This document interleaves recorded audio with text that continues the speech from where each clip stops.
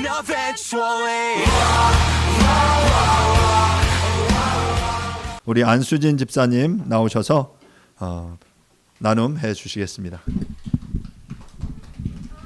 부족하지만 지금까지 제 삶을 인도해 오신 하나님을 같이 좀 나누고자 올라왔습니다.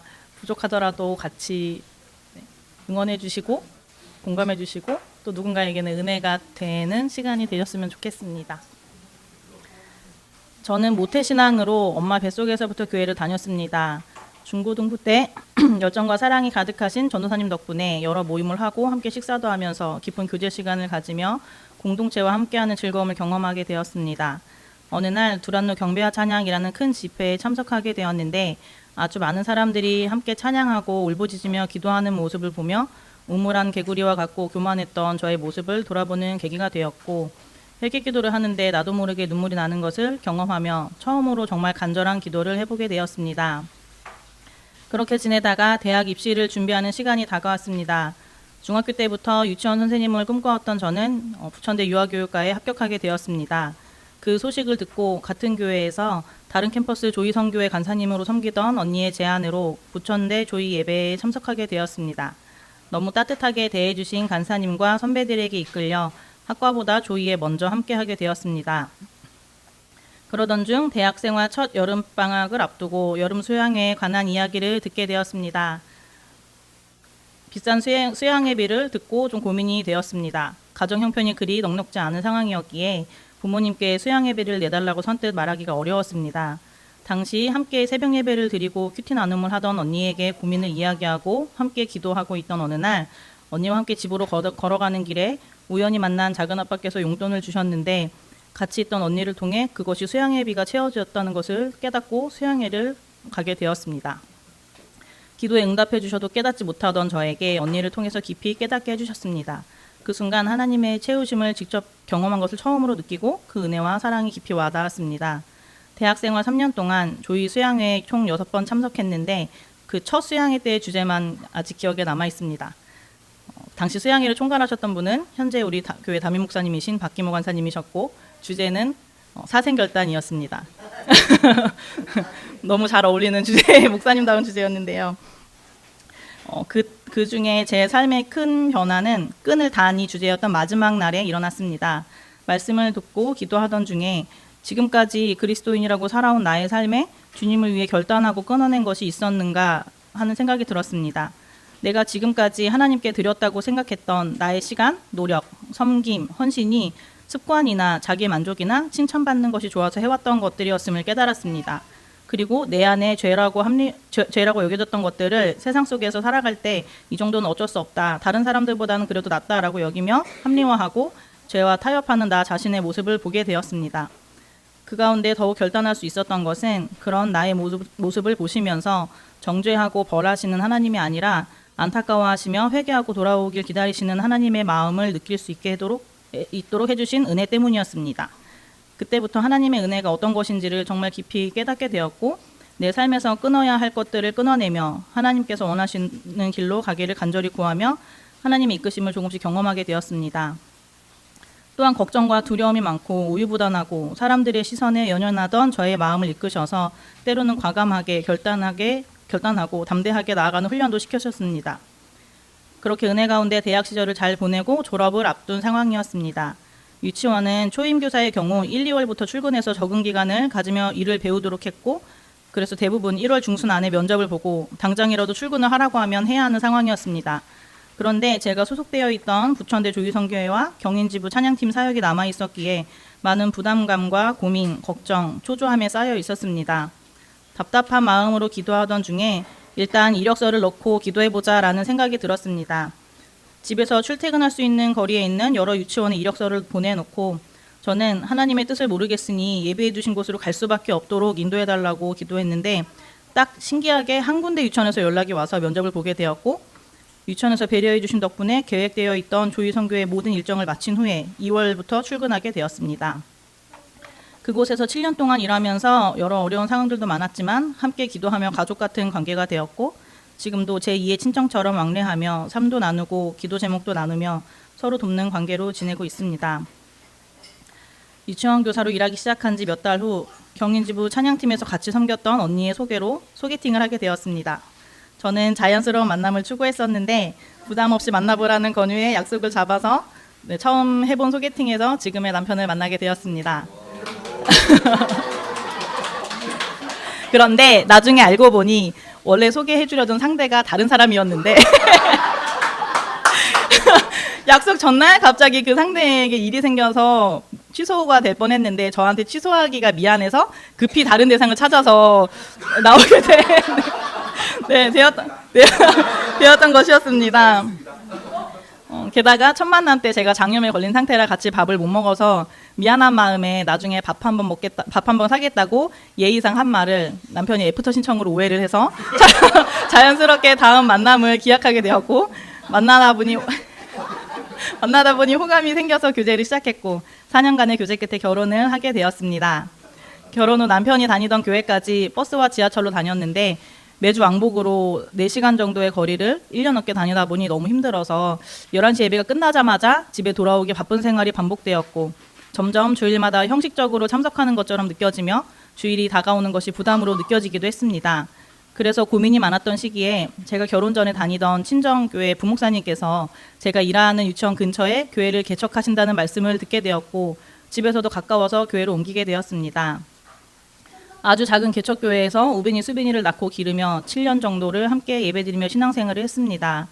아이들이 어려서 힘들다는 핑계로 편안한 신앙생활을 하려고 했고 그러다 보니 편안하던 신앙생활이 어느새 나태해졌습니다. 그러다가 아이들이 점점 자라면서 6살, 4살쯤 되었을 때 아이들에게 예배에 대해서도 가르치고 싶고 또 제가 주일학교 다녔을 때처럼 교회 공동체에서 함께하는 기쁨도 가르치고 싶은데 교회 여건상 그런 부분이 채워질 수 없어서 아쉬운 마음이 생겼습니다. 또한 저도 함께 교제하며 신앙생활을 하는 지체들이 있었으면 하는 바람도 생겼고 편하다 못해 나태한 모습을 벗어나고 싶은 목마름이 생겼습니다. 그런 어려운 상황을 놓고 기도하는데도 상황도 변하지 않고 목마름이 채워지지 않고 꽤 오랜 기간 동안 힘든 마음으로 다니다가 결국에는 교회를 옮겨야겠다는 마음이 생겼습니다. 그런데 청년부 시절부터 목사님과 오랫동안 신뢰를 쌓아온 관계였고 또 교회에 교인이 너무 없다 보니 차마 교회를 옮기고 싶다는 말을 꺼낼 수가 없었습니다. 제가 할 말을 다 하는 것 같지만 정작 이럴 때 마음이 약해서 말을 못하는 경우가 많습니다. 특히 목사님께서 저희 가족을 정말 많이 의지하셨고 또 제 생각에 우리가 떠나면 이 교회는 할아버지 한 분만 남게 되기 때문에 목사님께서 사역을 못 하시게 되고 그래도 교회가 없어지면 어떻게 하나라는 걱정이 되었습니다. 그래서 너무 무겁고 어려운 마음으로 몇 달 동안 계속 기도를 했습니다. 저희가 여기 남기 원하시면 저와 남편의 마음을 움직이셔서 이곳에 있게 해주시고 다른 곳으로 인도하실 뜻이 있으시다면 제가 입을 열 수 있게 도와달라고 정말 간절히 기도하는데 어느 날 이 교회를 누가 세웠는지를 생각하셨습니다. 세우신 분이 하나님이시라는 것을 깨닫게 해주셔서 마침내 결단하고 교회를 옮길 것을 말씀드릴 수 있었습니다. 저희가 옮길 교회를 찾는 데에는 3가지 조건이 있었습니다. 첫째는 말씀이 저와 남편 둘 다 은혜가 되는 곳, 그리고 둘째는 주일학교에 열정이 있는 교회, 셋째는 거리가 멀지 않은 교회였습니다. 그래서 지금 사는 집에서 갈 만한 교회를 여러 군데 찾아다니면서 예배를 드렸는데 조건에 맞는 교회를 찾기는 어려웠습니다. 그러던 중 갑자기 남편이 박기문 관사님께서 목회를 하신다고 들었던 것 같다며 찾아보기 시작했습니다. 그러다가 조희성교회 본부에 문의해서 목사님과 연락이 닿았고 인사드리러 한번 같이 가자고 해서 커피집 20에 첫 발걸음을 하게 되었습니다. 지금까지 교회에 소극적이고 수동적인 듯 보였던 남편의 매우 적극적인 모습이 신기하면서도 걱정도 되었습니다. 저는 일단 거리가 멀었고 주일학교 예배를 따로 드리지 않는다는 상황을 듣고 열린 마음으로 오지는 않았었는데 일단 예배를 같이 드려보자는 목사님의 권유로 예배에 참석하게 되었습니다. 저는 교회는 쉽게 옮기는 것이 아니라고 계속 생각해온 사람이었고 또 교회를 옮기는 과정에 너무 힘들었던 마음이 커서 한번 정한 교회를 오래 다니고 싶어서 이번엔 절대 쉽게 결정하지 않겠다라는 마음이 있었기에 어찌 보면 조금은 마음을 닫은 상태에서 예배를 드리기 시작했던 것 같습니다. 그런데 막상 주일 예배를 드리고 보니 따뜻하고 가족 같은 분위기여서 마음이 조금씩 열리기 시작했습니다. 게다가 아이들이 뒤에 앉아서 함께 예배를 드리는데 떠들지도 않고 예배에 집중이 너무 잘 되었고 말씀도 너무 좋았습니다. 그렇게 한 주 한 주 예배를 드리면서 제가 생각했던 교회 조건들을 내려놓게 되었고 주일이 기다려지는 마음이 생겼습니다. 한 달이 지나갈 때쯤 이 교회에 등록해서 다녀도 될까? 이 교회 다니고 싶은 마음은 하나님의 인도하심일까? 아니면 내 생각일까? 이런 고민에 다시 고민하고 염려하는 마음이 생겨서 기도하던 중에 지난달 송구영신 예배를 드렸던 교회에서 뽑은 말씀 카드가 눈에 들어왔습니다. 너는 범사의 그를 인정하라. 그리하면 내 길을 지도하시리라. 잠언 3장 6절 말씀이었습니다. 지금까지 기도에 응답해 주신 하나님, 때로는 내가 계획했던 것과는 다르게 생각지도 못했던 방법으로 인도해 주신 하나님을 인정하고 더 이상 염려하지 말라는 말씀으로 다가왔습니다. 이 말씀을 묵상하면서 마음이 너무 편안해지고 기쁨이 생겼습니다. 그렇게 더 기쁨 교회 식구가 되어 함께 예배드린 지 어느덧 4년째에 접어들었습니다. 이곳에서 신앙생활을 하면서 가장 감사한 부분은 남편이 적극적인 모습으로 변했을 뿐 아니라 제자훈련을 통해서도 조금씩 변화되어 가고 있으며 아이들도 믿음 안에서 즐겁게 공동체 생활을 하며 사랑받고 있고 저 또한 여전히 부족하고 연약하지만 매주 예배와 제자훈련을 통해 저의 신앙을 되돌아보며 조금씩 성장해 나가려고 노력하고 있다는 것입니다. 그런 의미에서 제자훈련 적극 추천드립니다. 이곳으로 인도해 주신 하나님의 은혜와 처음 왔을 때부터 지금까지 따뜻한 관심과 사랑으로 품어주신 목사님과 사모님, 성도님들 덕분에 저는 매주 교회에 예배드리러 나오는 것이 기쁨이고 힐링입니다.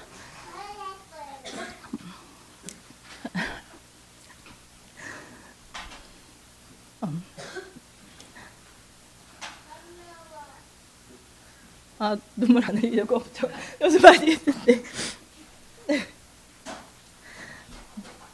태어나서 지금까지 오랜 교회를 다녔지만 더 기쁜 교회는 저에게 처음으로 자랑하고 싶고 누군가를 데려오고 싶은 교회입니다.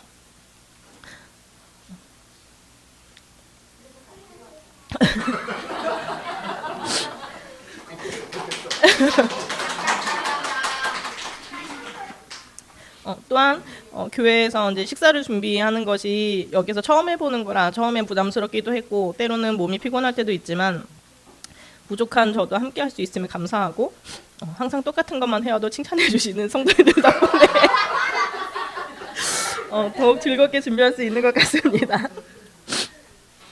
친정 엄마께서 저희 삼남매가 어렸을 때부터 기도해 오신 많은 기도 제목 중 하나가 만남의 복을 부어달라고 기도해 오셨는데 지금까지의 삶을 돌아보면 정말 만남의 복이 끊임없이 있었습니다. 때에 따라 주위에 돕는 사람들, 기도하는 사람들을 보내주셔서 그 사람들을 통해 직접적인 도움을 받기도 하고 하나님의 뜻을 깨닫게 하고 이끌어주기도 하셨습니다. 지금까지 제 삶을 돌아보면 나름 힘들었던 순간들도 많이 있었지만 사실 아직 아주 큰 어려움은 없었던 것 같습니다. 그래서 가끔은 아주 큰 시련이 다가왔을 때도 내가 온전히 하나님을 믿을 수 있을까? 그때도 하나님의 은혜를 느낄 수 있을까? 하는 걱정이 될 때도 있습니다. 또한 여전히 죄에서 온전히 벗어나지 못하고 넘어질 때도 있을 것이기에 두려울 때도 많습니다. 하지만 지금까지 순간순간마다 저를 사랑하시고 깨닫게 하시고 다시 회복시키셔서 지금 이 자리에 있기까지 인도하신 그 하나님을 기억하며 범사의 하나님을 인정하고 저의 길을 지도하실 것을 신뢰하는 훈련을 계속해서 해나가려고 합니다. 또한 제가 받은 사랑과 은혜를 흘려보내는 통로가 되길 기도하며 매력적인 그리스도인이 되어 삶으로 하나님을 전하며 살아가고 싶습니다. 사랑과 은혜가 넘치는 우리 교회에서 성도님들과 함께 하나님께서 주신 사명을 이루어가고 그리스도 안에서 하나가 되어 기쁨으로 섬기며 성숙한 그리스도인이 되기를 원합니다. 때로는 사랑으로 권면하며 때로는 부족함을 채워주시고 함께 기도해 주세요. 지금까지 제 삶을 인도해 주시고 은혜로 채워주신 하나님께 영광을 올려드립니다. 감사합니다.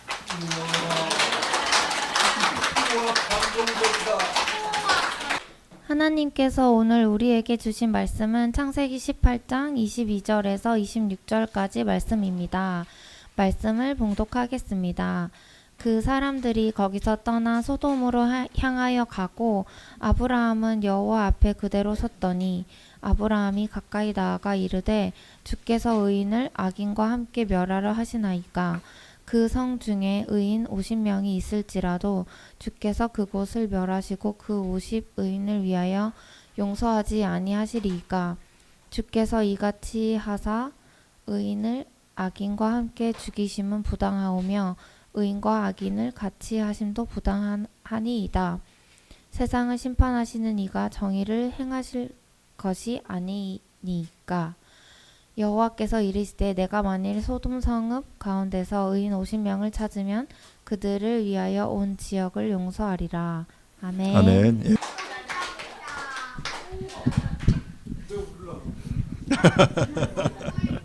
예, 감사합니다. 원래 저기 우리 순집사님 간증문이 원래는 5장이었어요. 그래서 줄여라. 그래서 지금 반으로 줄였는데 그래도 뭐 충분히 여러 가지 마음들을 나눌 수 있어서 감사합니다. 그렇죠. 또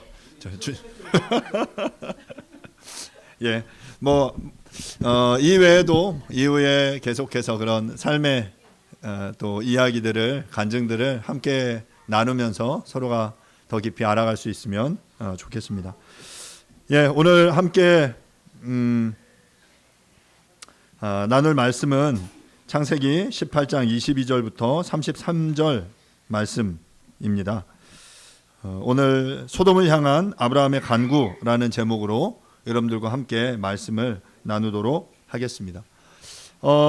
저희가 이제 18장 본문을 계속 보면서 앞에 1절부터 15절에서 아브라함이 아주 친절한 주인으로 천사들을 환대했다라고 말씀을 드렸죠. 그리고 환대하고 나서 모든 것들을 다 공급하고 떠날 때 배웅을 하기 위해서 나아갔을 때 하나님과 이제 대화를 나누게 되죠.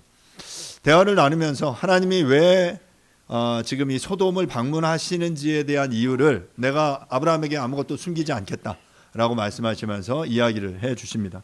결국 그 하나님께서 그 천사들과 소돔을 방문하시려는 이유, 목적은 그 땅의 부르짖음, 그 땅의 죄악이 관영함 때문에 하나님께서 그 소돔을 심판하시기 위해서 내가 가고 있다. 내가 그 땅의 죄악을 확인하겠다. 그리고 그 땅을 심판하겠다라는 것이 하나님의 의도였다라는 사실을 아브라함이 깨닫게 되죠.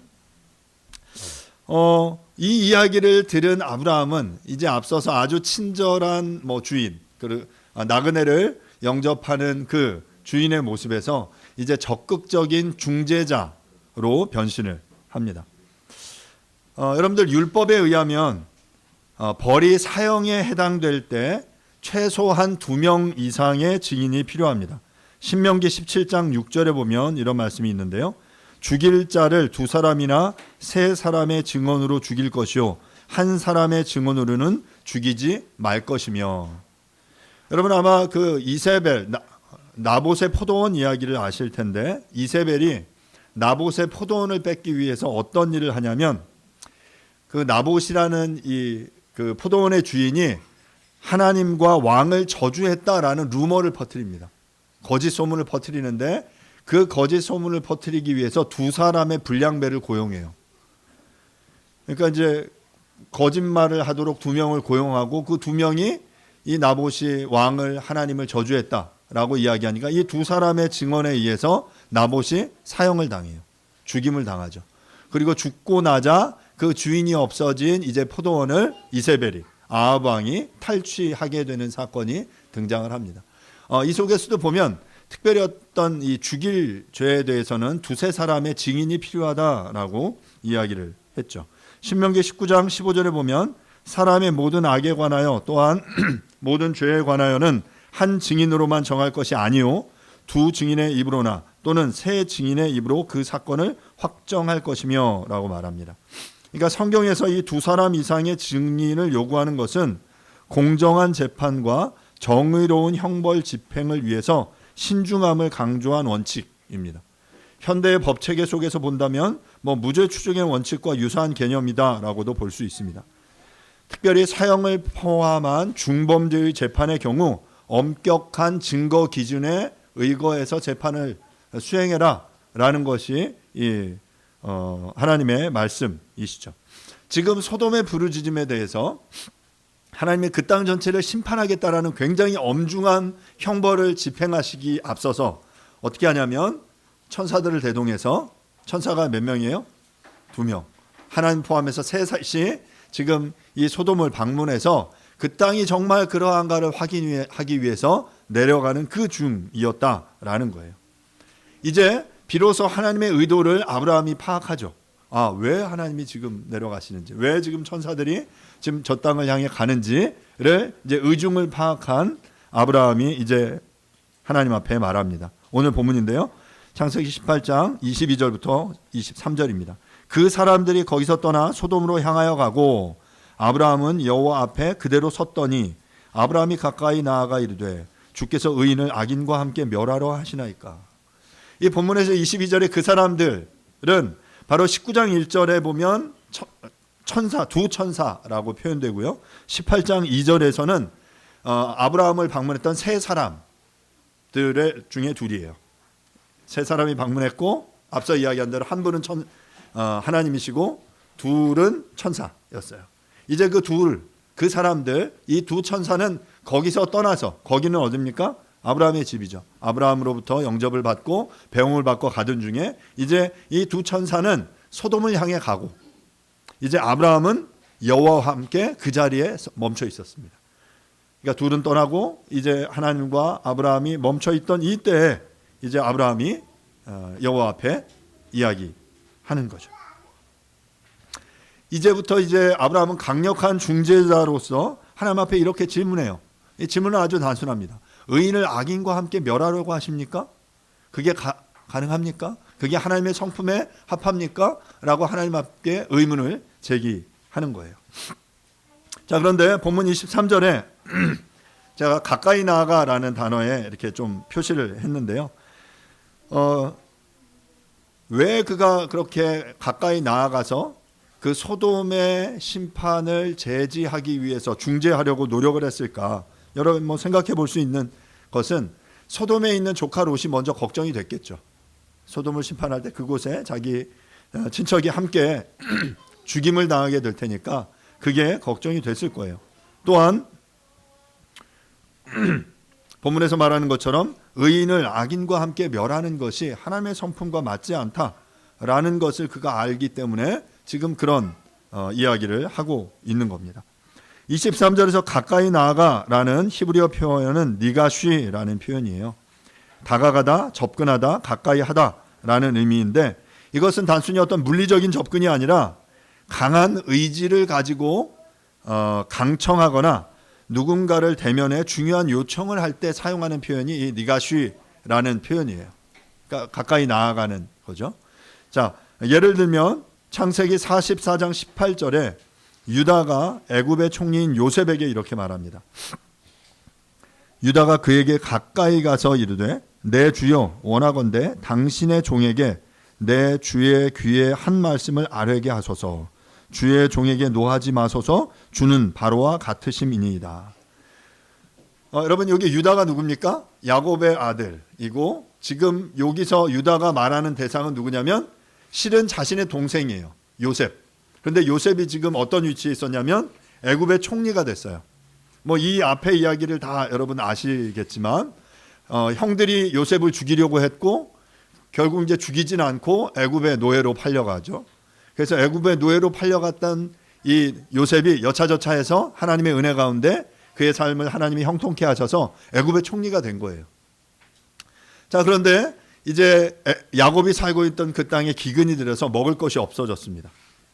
그래서 야곱이 그 아들들을 보내서 애굽 땅에는 먹을 것이 많다더라.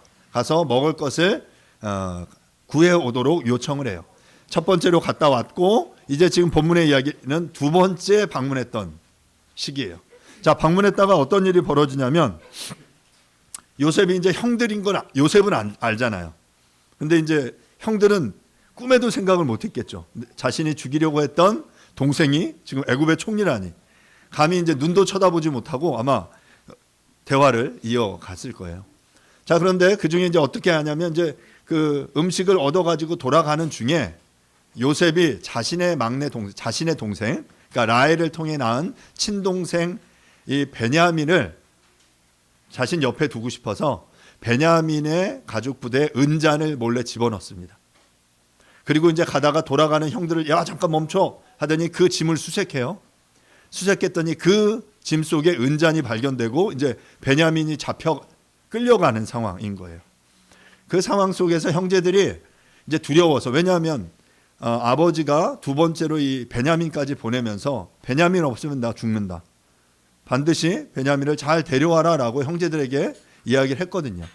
그랬는데 지금 베냐민이 지금 잡혀가는 그런 상황 가운데 벌어지게 된 거죠. 그러자 막 형제들이 막 멘붕에 빠졌다가 그 중에 형인 유다가 나선 거예요. 유다가 이때 지금 그에게 가까이 가서, 그가 누굽니까? 요셉이에요. 애굽의 총리였던 요셉에게 가까이 가서 요셉을 뭐라고 부르면 내 주여, 로드라고 부르는 거예요. 내 주여, 원하건대 당신의 종에게 당신의 귀에 한 말씀을 할 수 있게 해 주십시오. 노하지 마십시오. 당신 요셉, 애굽의 총리, 당신은 바로와 같은 아주 능력 있는 분입니다. 라고 굉장히 두려운 마음을 가지고 지금 표현하고 있는 게 보이시죠? 그렇게 가까이 나아가는 거예요.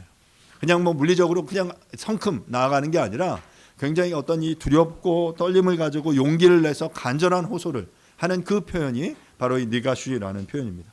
출애굽기 24장 2절에도 이런 표현이 나와요. 너 모세만 여호와께 가까이 나오고 그들은 가까이 오지 말며 백성은 너와 함께 올라오지 말지니라. 출애굽기 24장의 본문은 모세가 시내 산에 올라가 하나님 앞에서 40일을 거하면서 영광 중에 10계명의 돌판을 받는 장면입니다.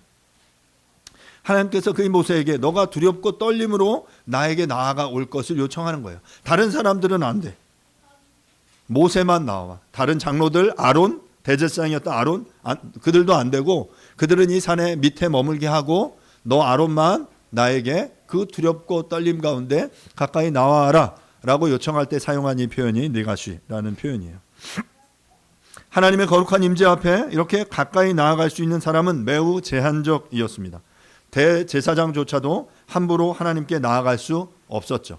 우리 몇 번 이야기한 대로 지성소에 아무도 나아갈 수 없잖아요. 대속죄일에 한번 대제사장이 들어갈 때, 대제사장이 그곳 들어갈 때 어떻게 들여보낸다고요? 허리에 줄을 매서 들여보낸다고 했어요. 왜냐하면 들어갔다가 죄 때문에 이 대제사장이 죽으면 또 누군가 들어가서 끌어내야 되는데 들어가면 또 딴 사람도 다 죽을 거 아니야. 그러니까 허리에 줄을 매서 대제사장 들어가게 했습니다. 그리고 만약에 그 방울을 메고 그 안에서 대제사장이 움직이면서 방울 소리가 들리면 딸랑딸랑 들리면 아, 살아있구나. 우리 대제사장이 아직 그 안에서 일을 하고 있구나 라고 아는데, 만약에 귀를 대고 있는데 딸랑딸랑 소리가 안 들려. 그럼 어떻게 된 거예요? 죽은 거야. 그러면 이제 밖에서 줄을 이렇게 끄집어내는 거죠. 이것처럼 이 거룩한 성소 앞에, 하나님의 임재 앞에 나아간다라는 것은 매우 두려운 일이었어요. 그런데 오늘 본문에서 아브라함이 그렇게 하나님 앞에 니가시 가까이 나아가고 있는 것입니다. 매우 담대하게 나아가 그 하나님 앞에 담대하게 요청을 하고 있어요. 훗날 모세와 아모스도 이스라엘을 위하여 그렇게 중재를 했습니다. 출애굽기 32장 11절부터 14절 보면요, 모세가 그의 하나님 여호와께 구하여 이르되 여호와여 어찌하여 그 큰 권능과 강한 손으로 애굽 땅에서 인도하여 내신 주의 백성에게 진노하시나이까? 어찌하여 애굽 사람들이 이르기를 여호와가 자기의 백성을 산에서 죽이고 지면에서 진멸하려는 악한 의도로 인도에 내었다고 말하게 하시려 하나이까? 주의 맹렬한 노를 그치시고 뜻을 돌이키사 주의 백성에게 이 화를 내리지 마옵소서. 주의 종 아브라함과 이삭과 이스라엘을 기억하소서. 주께서 그들을 위하여 주를 가리켜 맹세하여 이르기를 내가 너희의 자손을 하늘의 별처럼 많게 하고 내가 허락한 이 온 땅을 너희의 자손에게 주어 영원한 기업이 되게 하리라 하셨나이다. 여호와께서 뜻을 돌이키사 말씀하신 화를 그 백성에게 내리지 아니하시리니라. 지금 요셉이 아니라 모세가 하나님의 심판을 돌이키기 위해서 간구한 거예요. 강청에서 가까이 나아가 또한 모세 또한 이스라엘을 향해 기도하는 거죠. 하나님, 이스라엘을 구해 주십시오. 지금 이스라엘을 여기서 진멸하시면 하나님이 애굽에서 그들을 탈출시켜서 광야에서 죽게 만들었다라는 오명을 듣게 되지 않겠습니까? 하나님 아브라함과 이삭과 야곱에게 약속하셨죠. 그들을 통해 아브라함에게, 우리가 지금 계속 보고 있는 내용 뭡니까? 아브라함에게 주신 언약이 큰 민족을 이루게 하겠다. 그리고 큰 민족을 이루게 해서 천하 만민이 그를 통해 복을 얻게 하겠다. 하나님을 알게 하겠다. 이것이 하나님의 뜻 아닙니까? 그러면 하나님 기억하십시오. 하나님이 우리에게 주신 언약을 기억하십시오. 그리고 그들을 용서해 주십시오. 라고 구하는 거예요. 사랑하는 여러분, 우리가 하나님 앞에 기도하는, 특별히 이 땅에 그 용서를 구하며 기도할 때 가장 중요한 방법은 뭐냐면 그냥 막 생떼를 쓴다고 하나님이 들으시는 게 아니에요. 하나님의 본성에 근거해서 하나님의 언약 약속의 말씀을 근거해서 하나님 앞에 기도할 때 하나님은 그 약속을 그 말씀을 기도를 들으십니다. 그리고 출애굽기 32장 14절에 말한 것처럼 뜻을 돌이키사 말씀하신 화를 그 백성에게 내리지 않으신다라고 이야기하고 있는 것입니다. 아브라함은 지금 이스라엘과 관계가 없는 악한 소돔과 고모라를 위하여 중재를 하고 있는 겁니다. 그는 하나님께서 그에게 부여하신 소명을 따라 열방의 축복의 통로가 되는 그 역할을 감당하고 있는 거예요. 그를 하나님이 아브라함을 불러내셔서 창세기 12장 1절부터 3절에서 말한 것처럼 하나님이 너로 큰 복이 되게 하겠다. 축복의 통로가 되게 하겠다. 너로 천하 만민이 복을 얻게 하겠다는 그 약속의 말씀을 근거해서 이제 나를 통해 또한 이 소돔이 구원을 얻게 되는 그 일을 하나님 앞에 요청을 하고 있는 것이죠. 아브라함이 하나님을 설득하기 위한 방편은 공평과 정의, 거룩에 근거한 하나님의 본성이었습니다. 의인과 악인을 함께 죽이고 같은 대우를 하는 것은 하나님의 거룩한 본성에 맞지 않기에 다른 신이 아니라 적어도 하나님이라면 정의를 행하셔야 하는 것 아닙니까? 여기서 말하는 정의가 바로 미슈파트예요. 하나님 당신이 그 정의를 행해야 하는 것 아닙니까? 라고 하나님 앞에 요청하고 있는 거죠. 하나님께서는 이 아브라함의 논리에 전적으로 동의하셨어요. 사랑하는 여러분, 우리가 하나님 앞에 기도할 때 그렇게 기도해야 됩니다. 하나님의 뜻에 합한 기도, 하나님의 그 본성에 합한 기도, 하나님의 약속에 근거한 그 기도를 드릴 때 하나님께서는 그 기도를 들으십니다. 하나님의 본성에 의지하여 아브라함이 이제 구체적으로 이렇게 기도합니다. 18장, 창세기 18장 24절부터 26절인데요. 제가 읽겠습니다. 그 성중에 의인 50명이 있을지라도 주께서 그것을 멸하시고 그 50의인을 위하여 용서하지 아니하시리이까. 주께서 이같이 하사 의인을 악인과 함께 죽이심은 부당하오며 의인을 악인과 같이 하심도 부당하니이다. 세상을 심판하시는 이가 정의를 행하실 것 아닙니까? 여호와께서 이르시되 내가 만일 소돔 성읍 가운데 의인 50명을 찾으면 그들을 위하여 온 지역을 용서하리라. 우리가 잘 아는 소돔과 고모라의 이야기 아닙니까? 야, 이제 구체적으로 이제 그 아브라함이 하나님을 설득, 이야기하기 시작하는 거예요. 하나님, 그 성 중에 50명 있으면 그것을 멸하시겠습니까? 만약에 그 50명이 있는데 멸하신다면, 의인과 악인을 함께 죽이신다면 하나님 정의로운 분 아닙니다. 세상을 심판하시는 그 당신이 정의를 행하셔야 하는 것 아닙니까? 라고 도리어 막 어찌됐게 보면 하나님을 협박하는 거죠. 하나님 정의로운 분이시죠? 그러면 의인과 악인을 함께 그렇게 대우하는 것 옳지 않습니다. 50명이 있다면 심판하실 거예요? 하나님이 뭐라고 하세요? 그래, 안 할게. 너가 그 땅에서 50명을 찾는다면 내가 그 지역을 용서할게 라고 이야기하세요. 자, 그리고 나서 이제 아브라함은 여기서 멈추지 않고 계속해서 더 나아갑니다. 자, 18장 27절부터 28절 말씀 보겠습니다. 아브라함이 대답하여 이르되 나는 티끌이나 재와 같사오나 감히 주께 아뢰나이다. 50의인 중에 5명이 부족하다면 그 5명이 부족함으로 말미암아 온 성읍을 멸하시리이까. 이르시되 내가 거기서 45명을 찾으면 멸하지 아니하리라. 예, 아브라함이 내가 이렇게 미천한 존재인데 감히 하나님께 아뢰입니다 라고 이야기하는 거예요. 그러면서 이제 몇 명을 얘기합니까? 5명을 빼요. 5명을 딱 빼고 계산되시죠? 50에서 5 빼면 45. 아, 맞아요. 하나님도 아마 계산이 빠르셨던 것 같아요. 자, 그래? 45명 찾으면 내가 멸하지 않을게. 너가 말한 것처럼 의인과 악인을 함께 멸하는 것, 대화하는 것 옳은 거 아니야. 하나님의 공의에 본성에 합당한 거 아니야. 내가 멸하지 않을게 라고 이야기하세요. 그런데 아브라함은 여기서 더 나가죠. 18장 29절부터 32절인데요. 한번 보겠습니다. 아브라함이 또 아뢰어 이르되 거기서 40명을 찾으시면 어찌하려 하시나이까. 이르시되 40명으로 말미암아 멸하지 아니하리라. 아브라함이 또 이르되 내 주여 노하지 마시옵고 말씀하게 하옵소서. 거기서 30명을 찾으시면 어찌하려 하시나이까. 이르시되 내가 거기서 30명을 찾으면 그러하지 아니하리라. 아브라함이 또 이르되 내가 감히 내 주께 아뢰나이다. 거기서 20명을 찾으시면 어찌하려 하시나이까. 이르시되 내가 20명으로 말미암아 그러하지 아니하리라. 아브라함이 또 이르되 주는 노하지 마옵소서. 내가 이번만 더 아래리이다. 거기서 신명을 찾으시면 어찌하려 하시나이까? 이르시되 내가 신명으로 말미암아 멸하지 아니하리라.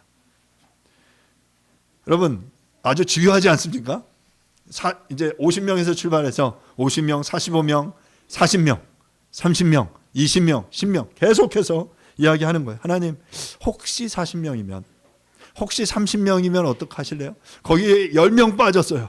20명이면 어떻게 하시겠어요? 이제 마지막으로 제가 한 번 더 말씀드릴게요. 혹시 10명이 그 소돔성에 의인이 남아있다면 주님 어떻게 하시겠습니까? 그랬더니 하나님이 어떻게 하세요? 이르시되 내가 10명으로 말미암아 멸하지 않겠다 라고 말씀하세요. 여러분 만약에 누가 저한테 와서 이러면 아마 화냈을 거예요. 야, 너 지금 나랑 장난하냐? 이러면서 뒤통수를 한 대 때렸을지도 몰라요. 근데 지금 하나님께서 이 아브라함이 강청하는 이 모습을 글쎄요, 막 좀 이렇게 귀찮아하시기보다 아마 그의 마음을 보셨겠죠. 그리고 하나님이 그래, 내가 듣겠다. 내가 그것으로 인해 그 땅을 심판하지 않겠다라고 말씀하십니다. 사랑하는 여러분, 우리 하나님은 길이 참으시는 하나님이세요. 인자와 자비 가운데 길이 참으심으로 우리를 용서하시는 분입니다. 그렇기 때문에 우리에게 소망이 있어요. 우리의 그 현재의 어떤 이 모습들만 본다면, 그리고 하나님이 길이 참으시지 않는다면 우리에겐 소망이 없죠. 하지만 하나님이 길이 참으심으로 우리를 용서하시는 분이기에 우리에게 소망이 있음을 기억할 수 있기를 바랍니다. 여러분, 당시 소돔의 인구가 얼마 정도 됐을까요? 소돔이라는 도시. 소돔은 단순한 마을이 아니라 그 당시 아마 고대 도시였을 거예요. 기원전 2000에서 1800년경 고대 도시 국가의 규모는 약 1000명에서 5000명 정도였다라고 말합니다. 요르단 동쪽에 텔 엘 함맘이라는 지역이 있는데 이 지역이 소돔의 유력한 후보지로 거론되는 지역이에요. 이 지역을 2005년 이 조사팀이 발굴을 했는데 그 지역의 발굴 결과 약 그 텔 엘 함맘이라는 이 지역이 약 3,000명에서 5,000명 정도의 인구가 거주했을 것이다 라고 추정됩니다. 자, 그러면 예를 들어 3,000명이 거주하는데 지금 아브라함이 50명을 이야기했단 말이죠. 그럼 1.7%의 비율에 해당합니다. 왜 50명에서 시작했을까? 뭐 꼭 1.7%여야 했을까? 저는 그렇지는 않다고 생각해요. 고대 근동 사회에서 성문에서 판결을 내리는 장로들의 모임이 대략 50명 내외였다라고 말합니다. 룻기에 보면 이 성문의 장로들이 성문에 모여 있고 그곳에 가서 어떤 이슈들을 이야기하면 그 함께 모인 약 50명의 장로들이 그 문제에 대해서 판결을 내리는 거죠. 또한 50이라는 숫자는 성경에서 자주 사용되는데 우리가 주빌리, 희년이라고 불리우는 안식년의 7째 해, 77이 49 다음에 50번째 해가 안식년이죠. 희년이라고 선포되는 해예요. 또한 오순절이 있죠. 오순절은 6월절로부터 50째 되는 날이고 신약에 와서는 주님이 부활하신 이후 50번째 되는 날입니다. 이것처럼 성경에서 50이라는 숫자는 충분함을 의미하는 숫자입니다. 따라서 아브라함이 50명에서 시작한 것은 하나님께서 도덕적으로 충분히 인정할 만한 의인의 숫자를 그렇게 제시한 것이 아닌가라는 생각을 해보게 됩니다. 그러면 왜 10명까지만 내려갔을까? 왜 5명은 한 번도 안 했을까? 뭐 이런 생각도 해볼 수 있죠. 당시 가정의 규모를 고려하면 한 가문 최소 단위가 약 10명 정도였다라고 말합니다. 10명이라는 숫자는 한 가족 공동체의 최소한의 숫자로 여겨졌고요. 이는 한 가족 단위라도 의롭게 살고 있다면 하나님께서 그 성 소돔을 용서해 주시리라는 것이 그 아브라함이 가진 마지막 희망이었다라고 생각돼요. 하나님 만약 이 소돔 성에 한 가문, 한 가정 최소 단위 그 10명 정도만이라도 의로움을 유지하며 살고 있다면 그 땅을 심판하지 말아주세요 라고 이야기한 것이죠. 당시 소돔과 고모라에 얼마나 많은 이들이 살아있던 것과 관계없이 이 도시 안에 의인 10명만 있으면 적어도 한 가족 단위가 의롭게 살고 있다면 하나님께서 이 의인 공동체로 인해서 그들을 인정하시고 그 땅을 심판하지 않겠다라고 말씀하신 것입니다. 하나님은 화나지 않으시고 의인 10명만 있어도 그 땅을 향한 심판을 유보하겠다라고 말씀하신 거예요. 아브라함은 이 하나님의 마음을 확인했기 때문에 이제 더 이상 숫자를 감하는 것에 의미가 없음을 알고 거기서 이제 멈추죠. 결국 10명이 부족해 심판이 행해지며 그 가운데 하나님께서는 개인적인 차원의 구원을 이루어 가십니다. 저는 오늘 이 본문 속에서 매우 중요한 그 하나님의 이 구원을 향한 가이드라인을 발견합니다. 그는 소돔과 고모라에 대한 하나님의 평가와 판결 자체에 문제를 제기하지 않았습니다. 그러니까 왜 하나님 당신이 소돔을 심판하십니까? 라고 그 하나님의 그 심판하시는 그 권한에 대해서 의문을 가지지 않았어요. 이 심판의 권한은 고유한 하나님의 영역이었기 때문에 논쟁의 대상이 될 수 없는 것이죠. 이 순간 또한 아브라함은 소돔과 고모라의 회개를 종용하지도 않았습니다. 그는 순간 최선을 다해 하나님의 본성의 근거에 그분의 은혜와 자비에 호소할 뿐이었습니다. 아브라함은 하나님의 권위와 주권에 도전하지 않는 범위에서 그분께 은혜를 구하고 있는 것입니다. 아브라함은 하나님께서 소돔과 고모라에 대해 어떤 결정을 내리시든 공평과 정의에 따라 행하실 것을 확인한 후 집으로 돌아갔습니다. 하나님이 의인과 악인을 함께 멸하시는 분이 아님을 확인하고 돌아간 것이죠. 이러한 아브라함의 모습은 훗날 그의 뒤를 이어 이 중재자의 역할을 하는 여러 많은 사람들에게 모델을 제시합니다. 우리도 마찬가지예요. 우리가 누군가의 구원을 위해 중재해야 된다면 이 아브라함이 우리에게 제시한 이 기준에 따라서 우리가 마땅히 구해야 할 것입니다. 앞서 만약 아브라함이 무조건 소돔과 고모라를 용서해달라고 구원해달라고 요청했다면 그것 또한 하나님의 본성에 옳지 않은 요청입니다. 왜냐하면 의인과 악인을 함께 똑같이 대우하는 것은 불공정한 것이기 때문에. 그러니까 악인 속에 있는 의인을 용서해달라는 것도 마찬가지로 이 의인들 속에 악인이 심판하는 것을 다 심판을 말아달라고 하는 것 또한 하나님의 본성에 위배되는 요청이기 때문에 하나님은 공의로우신 하나님은 그러실 수 없었어요. 앞서 말한 대로 10명은 최소한의 공동체로 사회에 영향력을 행사하고 개혁을 시도할 수 있는 최소한의 단위입니다.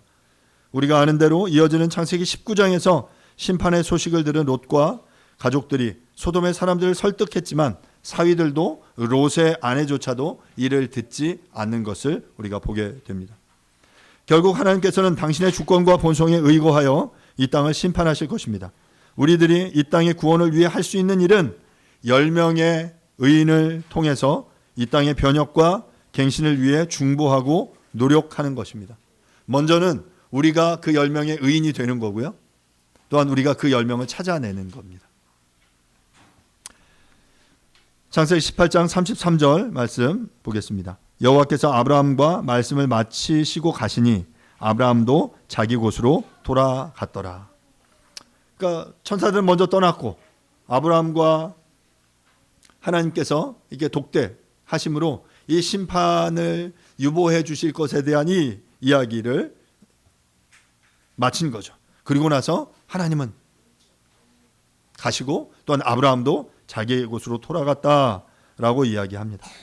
하나님께서는 당신의 사랑하는 아브라함에게 자신이 행할 심판에 대해 숨기지 않으셨고 이를 알게 된 아브라함은 중재자로 하나님의 공의로운 본성에 맞게 이 땅의 의인을 찾게 된다면 소돔을 멸하지 말아달라고 요청하며 자기의 자리로 돌아갑니다.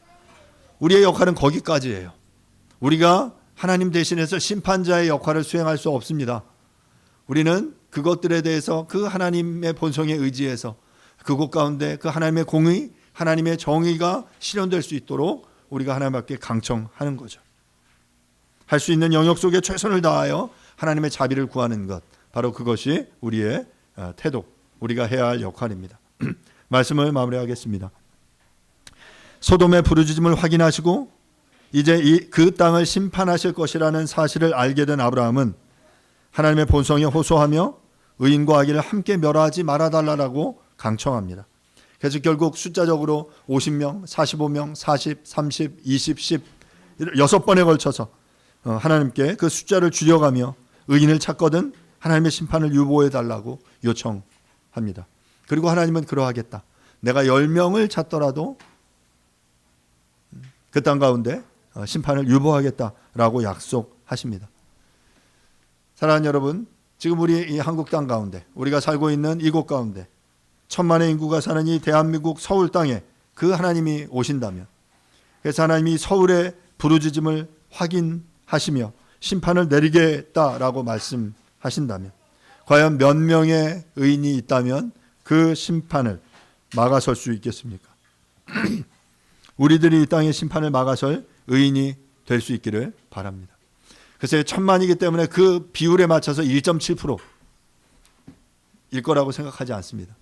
이 땅 가운데 정말 하나님을 온전히 예배하는, 그래서 하나님을 기뻐하는 그 사람이 있을 때 하나님께서는 내가 그 10명으로 이 땅을 심판하지 않겠다라고 말씀하실 것입니다. 사랑하는 여러분, 우리가 그 하나님 앞에 그 하나님을 예배하는 그 하나님의 거룩한 그 의인들이 될 수 있기를 간절히 바랍니다. 그리고 또한 나아가 우리가 그러한 의인들을 찾아내는 저와 여러분들이 모두 다 될 수 있기를 바랍니다. 하나님께서는 진노 중에라도 긍휼을 잊지 않으시는 분이십니다.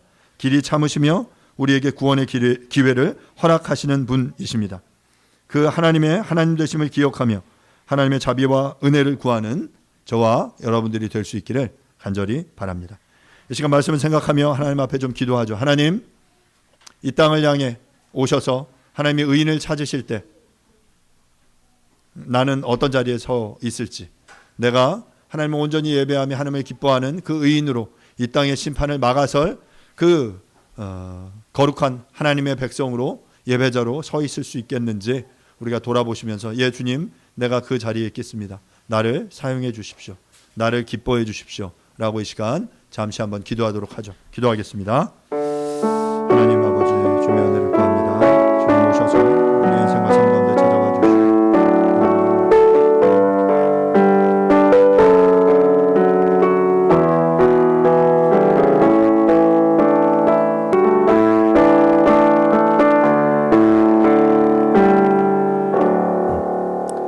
그 성중에 의인 50명이 있을지라도 주께서 그곳을 멸하시고 그 50의인을 위하여 용서하지 아니하시리이까.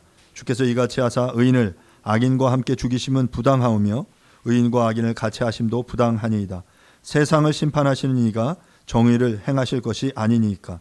여호와께서 이르시되 내가 만일 소돔 성읍 가운데에서 의인 50명을 찾으면 그들을 위하여 온 지역을 용서하리라.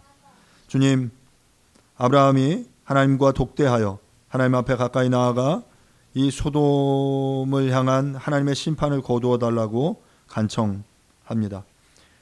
의인과 악인을 함께 죽이시는 것이 하나님의 거룩의 그 본성에 맞지 않기에 그것에 근거하여 하나님께서 그 땅을 용서해 주실 것을 요청합니다. 50명을, 45명을, 40명, 30명, 20명, 단 10명이 있더라도 하나님께서 그 땅을 심판하지 않겠다라고 약속하셨습니다. 주님, 이 땅을 향해서도 동일하게 하나님이 같은 기준으로 찾아오실 텐데, 주님, 그 주님의 심판의 방문 앞에 우리는 어떤 위치에 서 있겠습니까? 하나님, 우리가 이 심판을 막아서는 의로운 10명이 되게 하시고 또한 그 의로운 10명을 찾아내는 그 일을 우리가 감당할 수 있도록 주님 은혜를 베풀어 주시옵소서.